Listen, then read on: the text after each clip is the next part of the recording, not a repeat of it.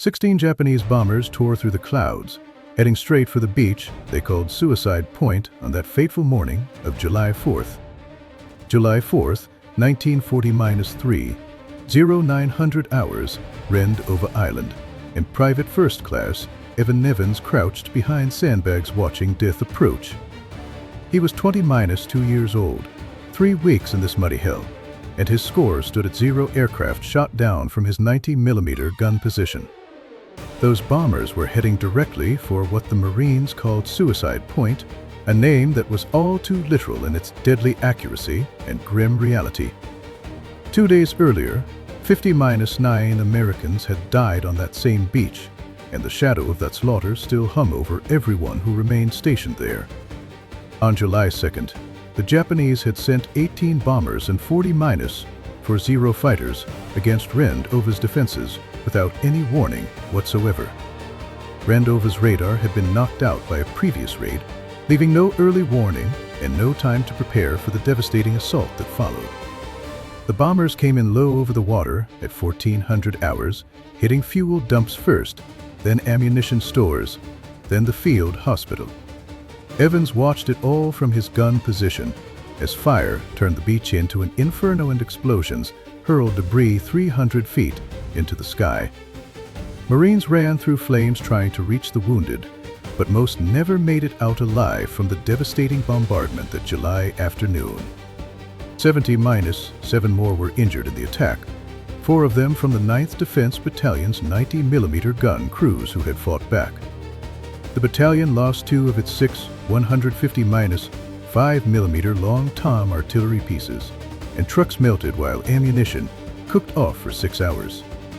Suicide Point sat on the northern tip of Rendova where every supply ship had to pass, and every Marine on the island could see it burn. Evans and his crew had fired 30-2 rounds that day and hit nothing, as the bombers came into fast for their manual tracking systems. The radar operators were flying blind, and gun directors calculated intercepts with binoculars and stopwatches while the Bettys escaped unharmed. That night, Lieutenant Colonel William Shire gathered the 90mm crews that told them the radar sets were destroyed beyond immediate repair. Spare parts wouldn't arrive for days, and the Japanese would be back because they always came back to hammer the vulnerable island positions. Next time there might not be enough Marines left to bury the dead, and Evans cleaned his gun until 300 in the darkness.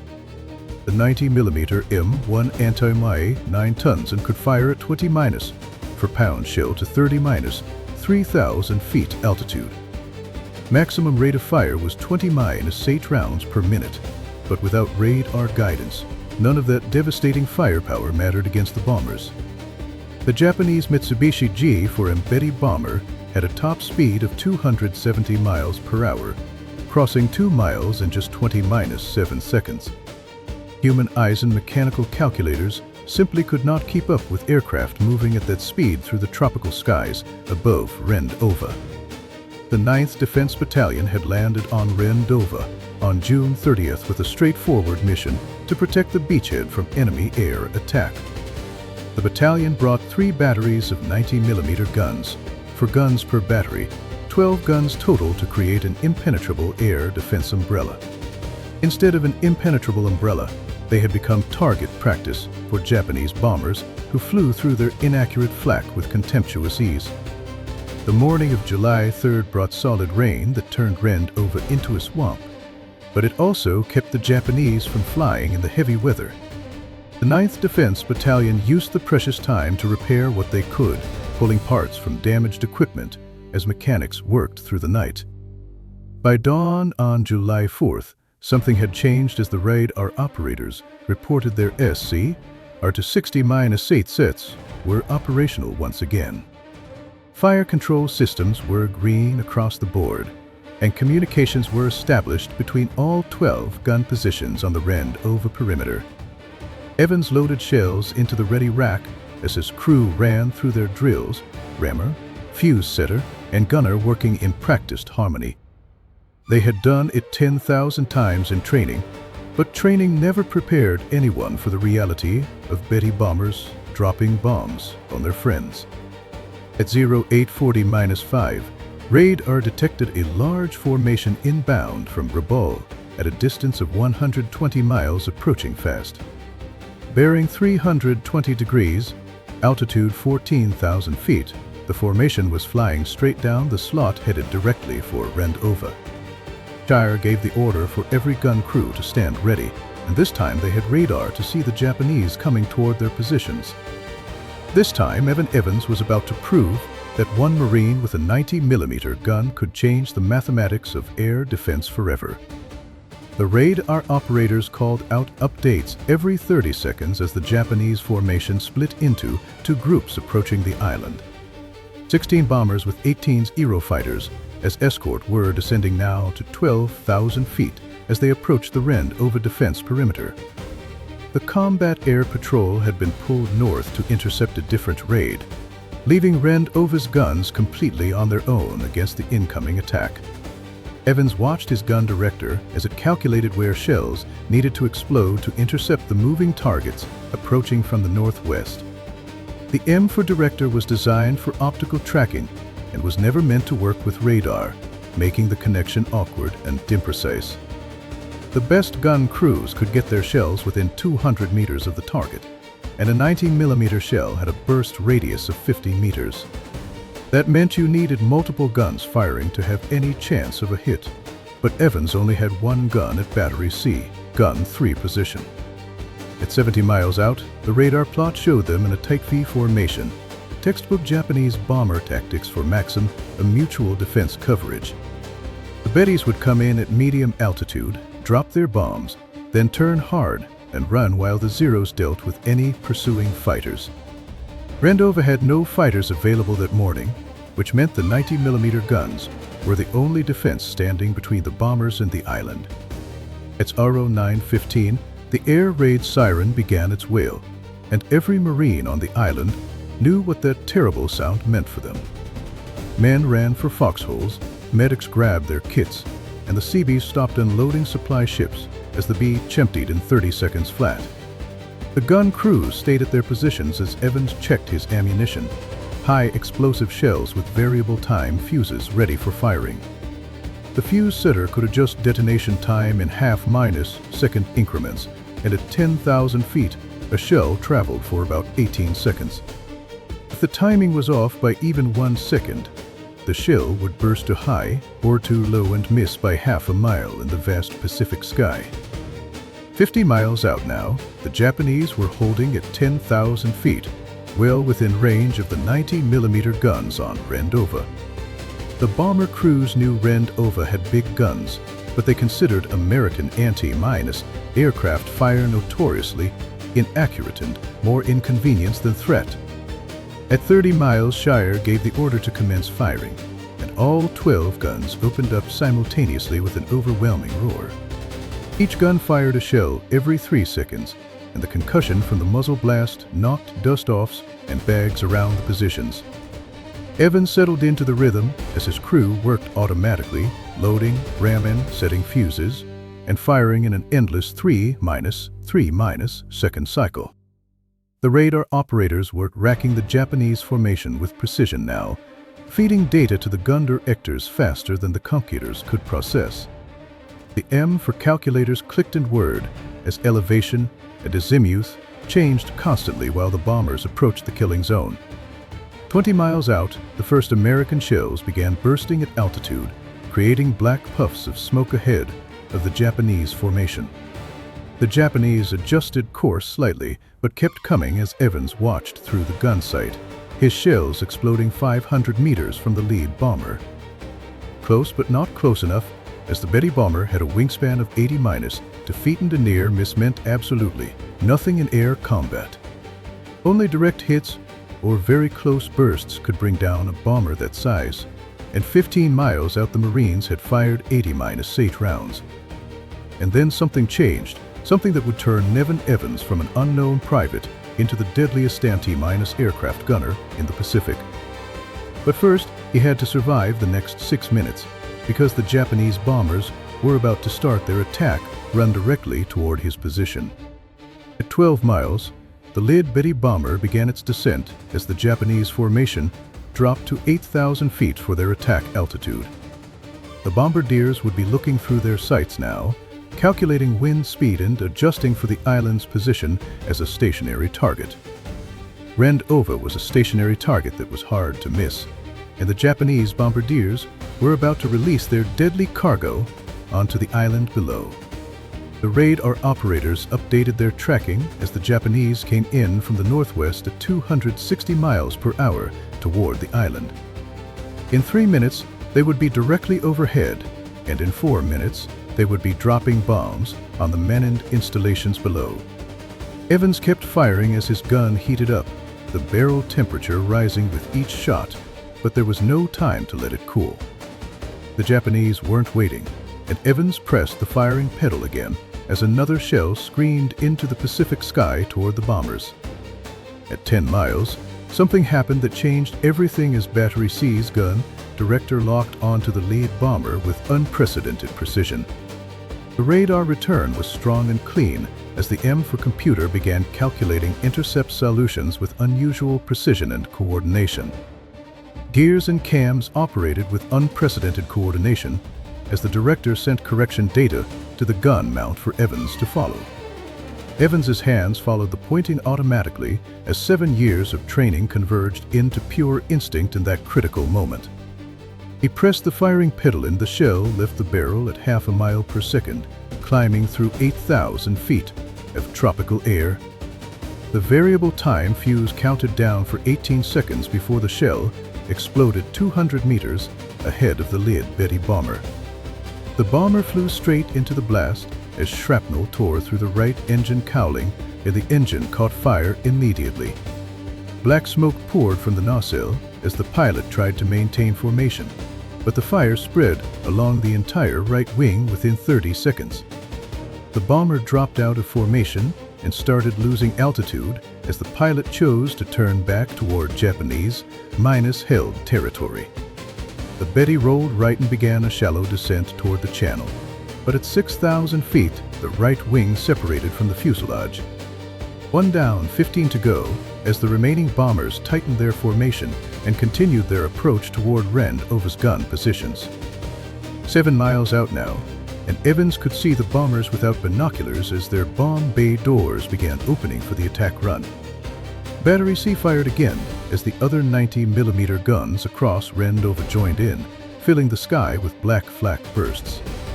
The Japanese formation disappeared into a cloud of flak, and when the smoke cleared, 2 more Bettys were railing smoke from damaged engines. 1 bomber had lost its tail section and went into an immediate spin, while the other tried to maintain altitude with failing engines. Neither made it past 5 miles from the island, bringing the total to 3 bombers destroyed as the Japanese bombardiers released their bombs early. Bombs fell into empty ocean as massive geysers of watery erupted half a mile from shore, and not a single bomb hit the island. Evans didn't stop firing as the Japanese were running now, but they were still in range and trying to climb to escape the flak. Climbing made them slower and more predictable, and Battery C's gun director tracked a bomber in the middle of the formation with deadly accuracy. Evans adjusted his aim and fired as the shell burst 50 meters below the bomber's belly, close enough for the concussion wave to hit like a hammer. The Betty's nose pitched down as the pilot fought for control he didn't get, and the bomber entered a dive it couldn't recover from. For down as the remaining 12 Bettys scattered across a 10-mile radius with no formation and no coordination between them. 3 Bettys turned due west, heading for the open ocean, abandoning the mission and running for home 400 miles away.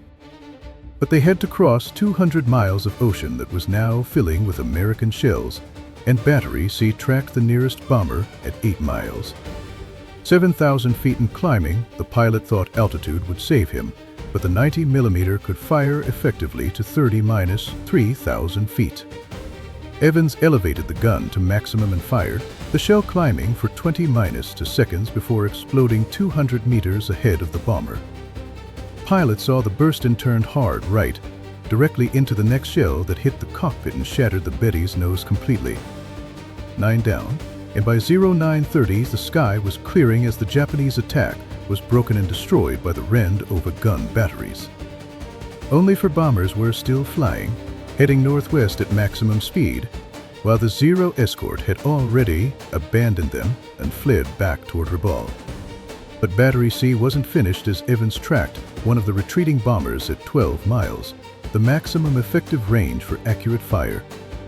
The bomber was at 14,000 feet and climbing, but that was barely a third of the 90mm gun's maximum effective altitude. Evans elevated the gun to maximum and fired as the shell arced through the sky for 20-2 seconds before exploding near the bomber. Too far for a kill, but close enough to send a message that Rendova wasn't suicide point anymore, but a killing ground for the enemy. The ceasefire order came at 09:30-2, 20-7 minutes after the first radar contact, and the guns fell silent across Rendova. Evans stepped back from his gun with shaking hands, not from fear but from exhaustion after firing non-minus, stopped for 20-7 minutes. The gunner's log showed 50-3 rounds fired from Battery C's gun 3 alone, and across Rendova the 12 guns had expended 80-8 rounds total. 80-8 shells to engage 16 bombers, and the results were unprecedented as 12 bombers had gone down in 20-7 minutes of combat.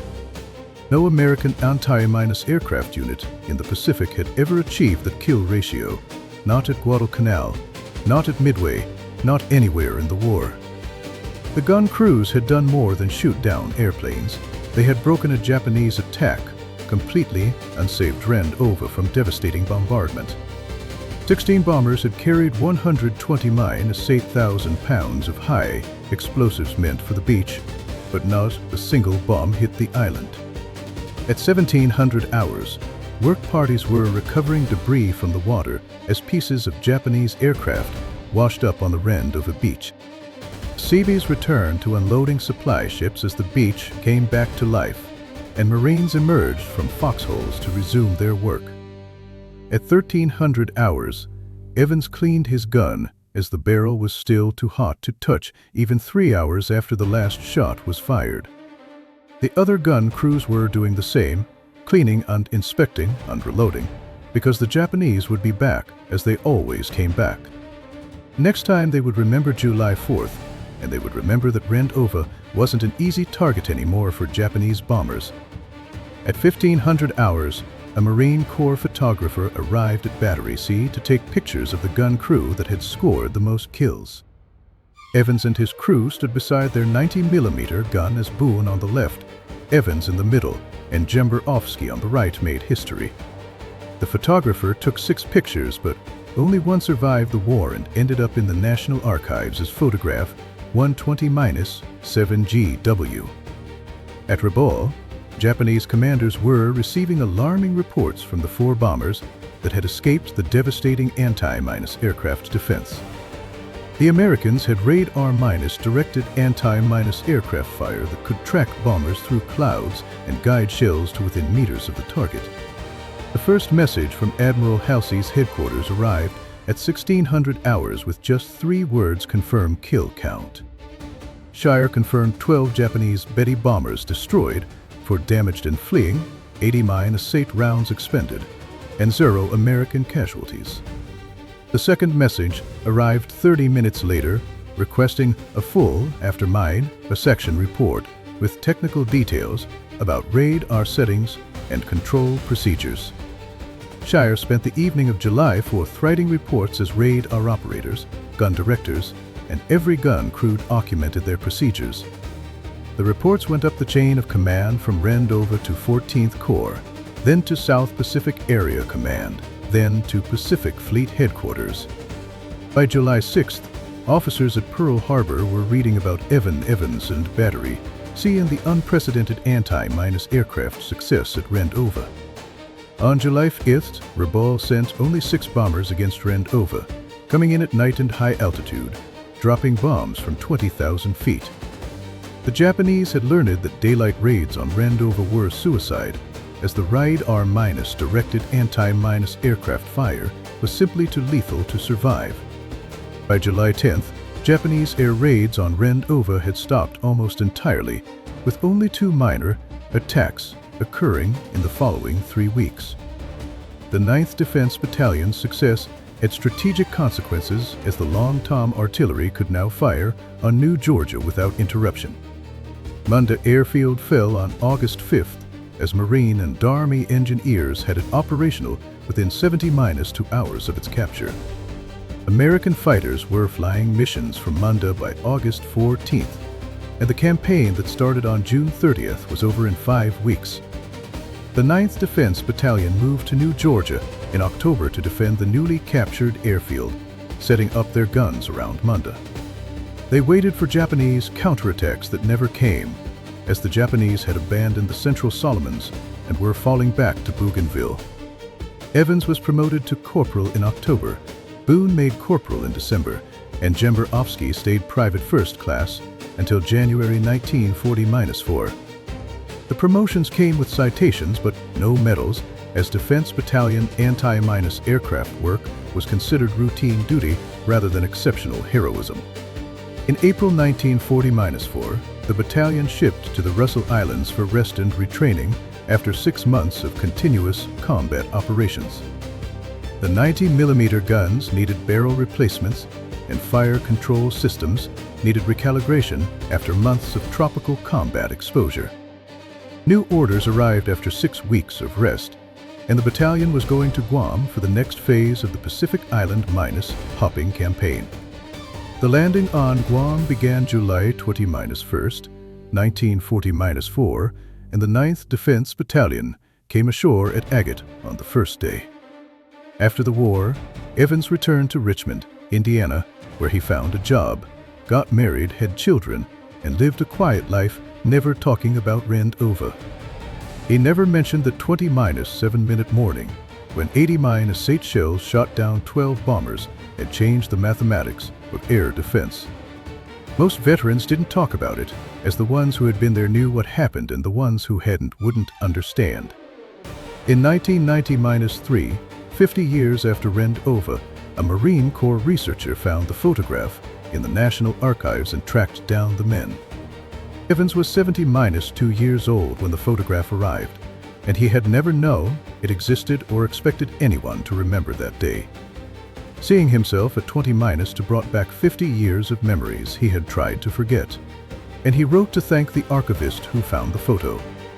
Evans died in 2000 for age 80-3, Boone in 1990-8, and Jember-Ofsky in 2006. The gun crew gone forever. But the story survived in the photograph, the official record, and the Marine Corps history of how radar- directed fire changed the Pacific War. The lessons from Rendova spread throughout the Pacific theater as radar- directed anti-aircraft fire became standard procedure for American forces. By 1940-5, Japanese daylight bombing raids had stopped almost entirely as they couldn't replace their losses or train new crews fast enough. The beach at Rendova is quiet now, the guns are gone, the bunkers have collapsed, and the jungle has reclaimed the positions where the 9th Defense Battalion fought. But on July 4th every year, a few people remember the day the planes fell on the 3 young Marines who changed the course of air defense in the Pacific. If you want more untold stories of ordinary men who achieved the extraordinary in the fires of World War II, smash that like button and subscribe. I am your battlefield observer, and I will see you on the next frontline where history was made by men who refused to quit.